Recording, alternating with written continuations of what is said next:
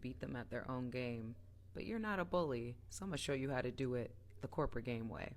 Because you can't play the game if you don't know the rules. Hi, my name is Beverly. I'm a COO and your Corporate Empowerment Officer. If you have somebody at your office or a group of people at your office who are bullies, first of all, I see you.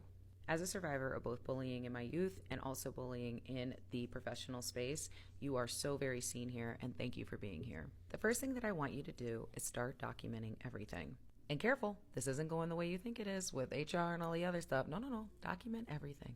Every petty comment, everything that feels like gaslighting, everything that feels like they're being petty, anything that feels like it's under the breath, I want you to document the date and the time. Screenshot anything that you have, emails, messages on whatever chat platform you use, screenshot it all and then send it to your personal email. And then I want you to wait, because if they have been trying you, they are going to think that they're getting under your skin. And maybe you are showing that to them because you're freaking tired of being bullied and all you want to do is just eat and pay these bills. But the time is going to come where you're going to be presented with an opportunity, where you are going to be able to showcase your class in a way that they will not expect. I then want you to start applying. Don't say anything, act like everything is normal, but apply. Start applying to other jobs. Because the opportunities, it's almost about to knock, but keep with me. I need an interview, and then you're going to get a job. When you get this next job, I don't want you to put in that 2 weeks just yet. Make sure you take all the documentation that you have. Make sure you take every freaking thing you got. Turn in your 2 weeks with that transition plan that's in my link in bio. Do not do an exit interview with HR. And if they try to make you feel guilty for not doing one or tell you that it's standard, make yourself busy. Because on your last day, you are going to file a complaint with the EEOC. It's the Equal Employment Opportunity Commission if you live in the U.S. Okay. I agree with most of the things that she's saying. I like her approach. I like her process. I think she's accurate. Yeah. I think it's key, very important that you document as much as possible. Managers do that, for their benefit. Whenever they're trying to build a case against you, they have a little file, and they slowly build that file so that when the appropriate time is presented, then they can use it to substantiate their reason for getting rid of you. Employees should do the same thing. They should build a file so that they'll have it in the future in case they need it. So I don't disagree with it.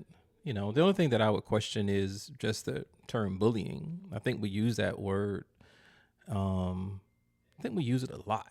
Now, when it comes to kids, I get it. As adults, you can be bullied as well. Oftentimes at work, I don't know if that's the appropriate term, is bullying. Bullying typically is, obviously is ongoing. It's, targeted, and, it's meant to, cause to some degree harm and control. In the corporate setting, I don't know if that's always the case. I do think that there is conflict in corporate America. I do think there is conflict.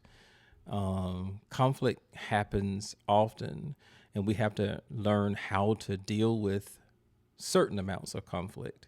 So I'm not sure if bullying is always the appropriate term, but I do like a process. The only thing that I would add is this. I think that it's important that you do speak to someone, unless I missed it, or if she's going to say it later on in the video, I'm not sure. But unless I missed it, I didn't hear her say anything that she recommended you expressing yourself to your manager or to someone in higher authority, so that it could be documented that you did. If you go to the EEOC or you file some type of lawsuit, one of the first questions that's going to be asked is, did you file a complaint? Did you let your manager or someone in a higher authority make them aware of the bullying that was taking place on the job? If you didn't, it'll be a little bit harder to hold them liable. But again, Not sure if she mentioned it. Maybe I missed it, or she'll say a little bit later. But all in all, I'm okay with it. And I would just add that one caveat is that you do need to make sure that you express yourself to your manager or someone in higher authority. And what you're going to do is on their page, there is a form that says file a complaint. But you saw this video, so you're going to have months and months of documentation. And you're going to submit that complaint with indisputable evidence to the fact that you were being harmed egregiously at your organization. Because here's what happens. When the EEOC takes the helm, you're not paying for legal fees. Lack of psychological safety, egregious harm, quid pro quo, all those HRE terms that you listen to in those training, yeah, you're sending all that over to them. And then the EEOC is going to review, because you've had robust documentation that's dated, that's timed, that's neutral. Yeah, they're going to go after the business, because that's their job, is to protect employees. But you see what the problem is?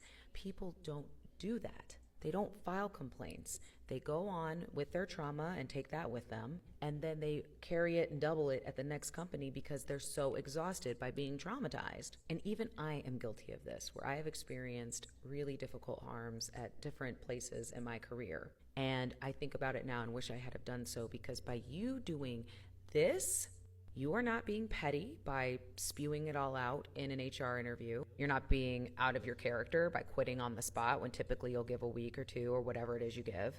You're being strategic. Is it just me? But I mean, I don't recall going through, of all the years that I've been in corporate, all the years that I was in the military, Air Force, I just don't remember going through any type bullying type situation. You know, I don't know. Is it just a 2025 thing? I'm not sure. And she mentioned carrying a certain amount of trauma over to the next job. That's true. But I wonder, what trauma did you bring to the current job? Right? So sometimes we sit back and we look at it and think that it's the other person that's causing harm. But maybe you're just carrying a whole lot. Again, I just don't remember. I just don't remember experiencing a whole lot of bullying at work. You got, if I'm the only one, let me know. You know, just share in the comments. Let me know that I'm wrong. Just say, hey, you know, you're wrong. So I just don't recall it. So cool. Because now it is an official issue, and if it's all documented, it's inarguable. They may try to argue, obviously, but a lot of companies will have lawyers and teams that its job it is to fight when people sue them. And in a lot of cases, you'll get yourself a little check, because that's how you get back at these bullies. You get paid, because they'll want to settle with you if there is very much a probable cause that results in you having a pretty strong case. And if there are any legal community members on here, why don't you give some insight on how many of these cases are often settled out of court before they go to trial? Yeah, I agree. In a lot of cases, they're settled. Just realize that companies have attorneys too. So just because you go to the EEOC or you file a lawsuit doesn't mean that there won't be a fight. But she's right. Yeah, I mean, a lot of companies do settle. So again, I don't have a big issue with a whole lot that she said. Her approach is fine, is somewhat strategic. So I get it. Again, I would argue that you need to make sure that you escalate it, that you notify your manager or someone in higher authority, depending on who's, committing the bullying offense. Again, I'm not sure that it's bullying. Maybe it's some type of hostile work environment or whatever that's more appropriate. Not sure. But I do think that you need to escalate it so that it will help, as you build a case. Anyway, guys, if you disagree, make sure you let me know in the comments. And I appreciate you listening. Thanks.